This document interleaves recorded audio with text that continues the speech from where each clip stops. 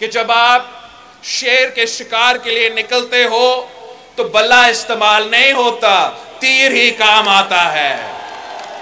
तो अब शिकार का मौसम है और मेरे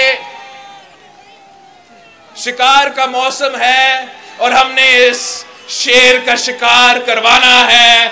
जो भी सियासी जमात है, एक सियासी जमात अगर इलेक्शन लड़ रहा है तो वो इसलिए कि वो जेल से बचना चाहता है, तो दूसरा सियासी जमात इलेक्शन में हिस्सा ले रहे हैं ताकि वो अपना लीडर को जेल से निकाल सकते हैं।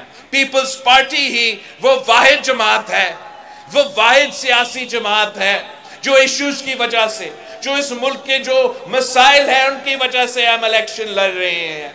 और हम ही वो जमात है, हम ही वो जमात है जो इनको हरा सकते हैं। आप अपने साथियों को बताएं कि जब आप शेर के शिकार के लिए निकलते हो तो बल्ला इस्तेमाल नहीं होता, तीर ही काम आता है। तो अब शिकार का मौसम है और मेरे शिकार का मौसम है और हमने इस शेर का शिकार करवाना है।